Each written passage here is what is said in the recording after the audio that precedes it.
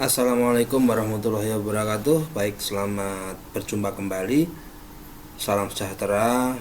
Semoga kita semuanya masih dalam lindungan Tuhan Yang Maha Esa, Allah Subhanahu wa taala, dalam kondisi COVID-19 yang masih belum ada solusi. Mudah-mudahan kita semua dalam kondisi sehat. Pada pertemuan kali ini saya akan melanjutkan materi tentang penerapan aplikasi Aturbox pada ArtMap untuk pembobotan stasiun hujan. Kalau pada pertemuan sebelumnya sudah pernah saya jelaskan metode Polygon Tizen, yang mana dengan pembobotan masing-masing stasiun hujan yang tersebar, karena hujan itu jatuhnya tidak merata. Mungkin misalnya kalau di Malang itu hujan di daerah Dinoyo cukup lebat dengan ketinggian hujan 100 mm, tapi mungkin di daerah Sawo Jajar sangat tidak lebat, mungkin hanya 20 mm atau bahkan tidak hujan sama sekali. Sehingga di sini ada pembobotan curah hujan untuk menghitung hujan rata suatu daerah, karena definisinya curah hujan rata itu adalah bukan merupakan curah hujan pada suatu titik tertentu. Jadi ini kita ambil rata-rata. Untuk pembelajaran kali ini kita ingin belajar menggunakan metode ISO Hayat, yang mana ini sebenarnya bisa kita terapkan menggunakan metode pembobotan yang biasa digunakan IDW atau Interpolation Distance Backstate. Biasanya interpolasi ini juga banyak digunakan pada permasalahan-permasalahan lain, misalnya mencari atau mengetahui penyebaran kualitas air. Contoh, di suatu waduk mungkin ingin mengetahui penyebaran NH3 atau NH4. Dengan mengetahui data-data pengukuran, kita bisa melakukan pembobotan.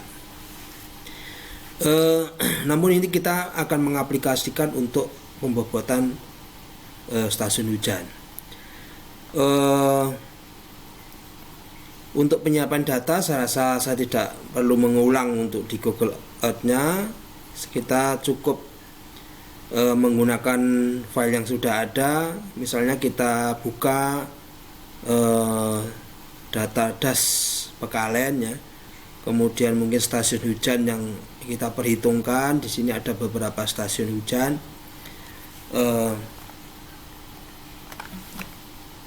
Kita gunakan 1, 2, 3, 4, 5, 6, 7 stasiun hujan yang tersebar di dalam DAS ini ya. Ini penyebarannya ada di nama stasiun Tire, Segaran, Kertosuko, Condong, Pekalen, dan seterusnya. Kemudian untuk membuat pembobotan ini perlu saya jelaskan bahwa pembobotan ini didasarkan atas nilai curah hujan yang tercatat pada masing-masing stasiun. Jadi curah hujan ini harus kita ketahui dulu. Jadi kalau belum ada nilainya, harus kita input dulu. Caranya kita inputkan, yang mungkin belum terbiasa, bisa kita buat suatu file baru. File itu kolom ya, kita buat kolom baru. Misalnya kita kasih nama, kolomnya adalah ketinggian hujan misalnya ya, ketinggian hujan, satuannya milimeter. Tipe datanya bisa Anda pilih long integer atau mungkin, tapi jangan teks ya. Kalau teks ini nanti bukan numerik sehingga tidak bisa diolah. Kita aja pilih double ya. Double itu ada angka dan desimal, atau float sama saja, mungkin double. Kita pilih OK. Nah, kita pilih OK. Mungkin supaya kelihatan, ini saya hapus, saya kecilkan aja. Nah, ketinggian ini ketinggian ini akan kita isi ya. Ini saya kecilkan dulu supaya masuk dalam range layar komputer ya. Kita isi ya, kita isi. Ini belum bisa kita isi karena belum kita start editing. Kita tutup dulu. Kita aktifkan editornya, ini sudah aktif ya. Klik kanan, kita aktifkan editornya. Kemudian editor ini kita pilih start editing. Yang kita edit adalah pos hujan, namanya adalah pos hujan intersect. Kebetulan di saya namanya ini, mungkin namanya bisa berbeda ya. Kita pilih pos hujan intersect, kita continue saja. Nah, ini sudah siap kita edit. Kita kembali lagi, klik kanan, open atributnya kita lihat. Nah, ini contohnya, misalnya kita isi yang stasiun tiris ini misalnya 120 mm. Kemudian stasiun Segaran ini misalnya kita isi 100. Kita ini 80, kemudian ini mungkin 100 lagi. Kemudian ini mungkin 90. Ini contoh saja ya ketinggiannya. Ini 75. Misalnya ini hujan rata-rata, hujan maksimum mungkin ini 85. Ini contoh ya. Kemudian kalau sudah, jangan lupa kita stop editing ya. Kita stop editing, kita simpan. Lalu tahap berikutnya, kita sudah mempunyai data-data atribut yang berisi tentang ketinggian hujan. Kita aktifkan alt toolbox-nya. Kita menggunakan analisis. Di sini yang kita gunakan adalah di geostatistical analysis tool. Jadi kita menggunakan tools yang namanya geostatistical. Lalu kita pilih interpolasi. Kita gunakan, misalnya kita gunakan IDW. Kita gunakan IDW, lalu muncul tampilan box ini. Kita pilih, bisa kita ambil foldernya, atau mungkin kalau sudah tampil kita pilih saja, klik panah ini. Kita pilih namanya adalah pos hujan intersect. Di sini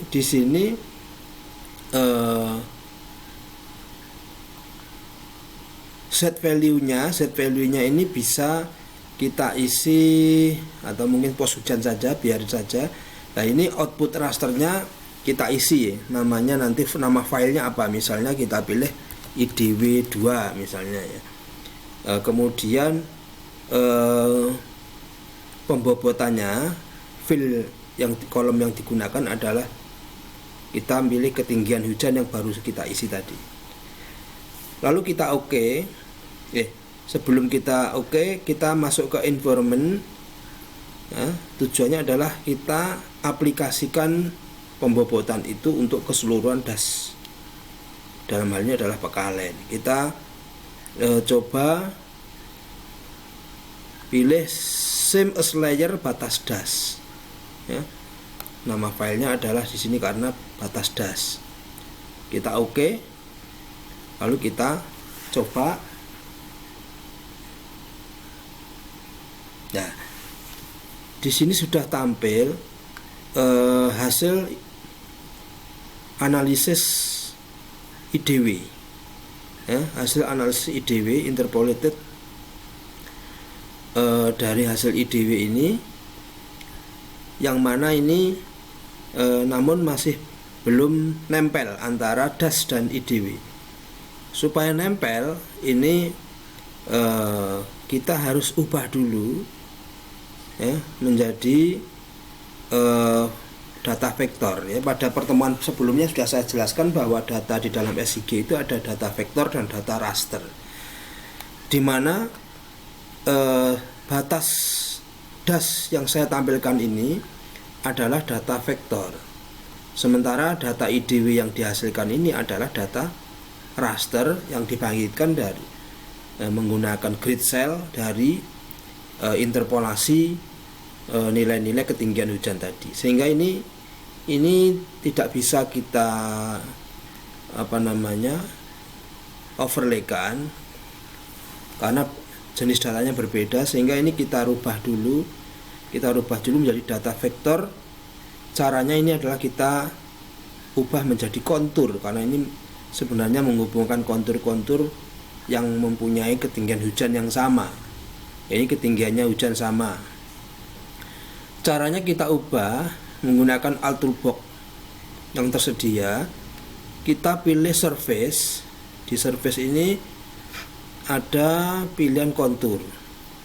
Kontur yang kita ubah adalah IDW2. IDW2. Nah, kontur interval ini kita buat berapa? Kalau tadi datanya ada 85 mm, ada 100. Selisih intervalnya bisa kita buat rapat atau longgar, terserah kebutuhan kita. Kalau kita buat rapat mungkin antara selisih 1 mili misalnya, atau mungkin menggunakan selisih 5 mili, atau mungkin 2 mili ya, kita buat 2 mili. Ini salah satu contoh saja. Hasilnya nanti kita lihat. Nah, mungkin foldernya bisa kita ubah atau kita biarkan di defaultnya. Kita coba. Nah, ini adalah hasil kontur yang dihasilkan dari data raster IDW tadi. Jadi data IDW tadi sudah muncul. Nah, ini kira-kira lokasi yang kita amati. Langkah selanjutnya tentu ini harus bisa kita potong menggunakan geoprocessing clip. Kita bisa potong geoprocessing clip. Ini yang kita potong adalah ini kontur IDW 21 ya. Kontur IDW 21 kita klip dengan batas das ya. Sementara yang lain kita biarkan dulu, kita lihat hasilnya. Nah, hasilnya adalah ini. Hasilnya adalah kontur IDW 21 clip. Ini dengan batas das ya. Oke. Ini adalah hasil dari penggabungan antara kontur dengan pembobotan curah hujan ya. Datanya adalah ini ya, datanya adalah 86 dan seterusnya. Ya, ternyata nilai-nilainya sudah tersortasi ya, tadi ada yang 100 tapi lokasinya di pinggir batas das sehingga barangkali nilainya tidak sampai di dalam. Ini bisa kita lihat masing-masing data. Nah, ini ketinggian hujan ini bisa kita lihat. Nah, ini berapa nilainya ya. Itu kira-kira teknik-teknik pembuatan kontur dari ketinggian hujan menggunakan aplikasi Ultrabox AdMap yang sudah tersedia.